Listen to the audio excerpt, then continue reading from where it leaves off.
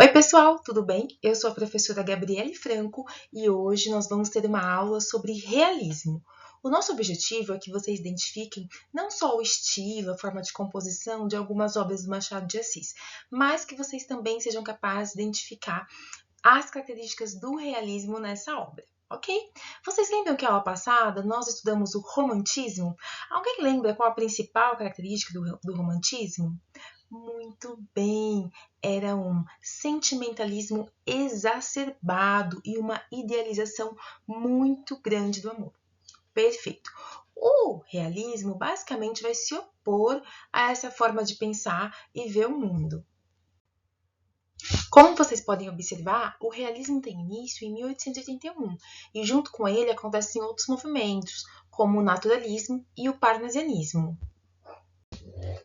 E o que estava acontecendo no mundo nesse momento? Já havia acontecido a Revolução Industrial, o Darwin já tinha publicado a sua teoria do evolucionismo e no Brasil estávamos prestes a passar pela abolição da escravidão e pela proclamação da República.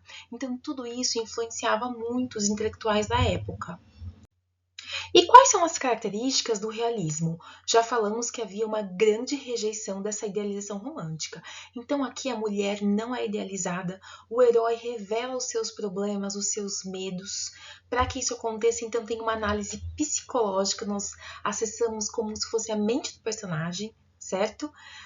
Há muita observação e uma descrição imparcial do comportamento humano, da sociedade, crítica social, é uma obra universalista e tudo com base na razão e na objetividade. Essas são algumas obras do realismo e eu queria saber se vocês já leram alguma e se vocês queriam comentar sobre ela. Essa é uma imagem do Machado de Assis. Ele foi o fundador do realismo quando ele publicou a obra Memórias Póstumas de Brás Cubas. Vale muito a pena pesquisar sobre a história de vida dele, que foi muito sofrida e também de superação. Bom, então a nossa obra analisada hoje é Dom Casmurro, do Machado de Assis. Nós já lemos essa obra em sala de aula, no nosso grupo de leitura compartilhada, e alguns capítulos vocês leram em casa, certo? Eu gostaria que algum aluno se voluntariasse para contar resumidamente essa história para que todos os colegas relembrem. Muito bem, então a história acontece no Rio de Janeiro, século XIX. A temática é essa possibilidade de uma traição. O Bentinho acha que a Capitu, a sua esposa, traiu ele com o seu melhor amigo Escobar e que seu filho talvez seja filho do Escobar. Então a história gira em torno disso. Muito bem, pessoal. Alguém quer fazer mais algum comentário? Alguém tem alguma dúvida até aqui? Não? Então vamos começar a nossa análise. Nós vamos ler alguns trechos de um capítulo que eu selecionei e eu gostaria que vocês se organizassem em grupo para realizar essa leitura e as atividades e gostaria de alunos que se voluntariassem para ler junto comigo. Muito bem. O capítulo selecionado é o debuxo e o colorido. Nós já pesquisamos no dicionário o que significa debuxo, alguém lembra? Muito bem, rascunho. Vamos à leitura? O aluno que se candidatou pode iniciar. Nem só os olhos, mas as restantes feições, a cara, o corpo, a pessoa inteira iam se apurando com o tempo. Eram como o debuxo. Escobar vinha assim surgindo da sepultura. Pessoal, o que está acontecendo aqui? Ele começa a ver, o Dom Casmurro começa a ver no filho dele o Escobar, como se o Escobar estivesse de fato levantando da sepultura. Olha o estilo do autor para narrar isso, as metáforas que ele usa. Muito interessante, não é mesmo? Vamos dar prosseguimento. Todas essas ações eram repulsivas, essas ações do filho, que eram normais de criança, mas ele viu Escobar, tá? Eu tolerava-as. Quando nem a mãe nem o filho estavam comigo, o meu desespero era grande e eu jurava matá-los a ambos. Hora de golpe, hora devagar. Olha a descrição psicológica. Ele planeja um assassinato. Quando, porém, tornava a casa e via no alto da escada a criaturinha que me queria e esperava, quer dizer, o filho queria o amor do pai, né? Ficava desarmado e diferia o castigo de um dia para o outro. Olha o estado psicológico de perturbação em que se encontra o Dom Casmurro. E olha como isso impacta toda a sua volta. Vamos à análise. A pergunta da aula é: quais as características do realismo estão presentes no trecho lido? Vou dar um tempo para vocês responderem por escrito e oralmente.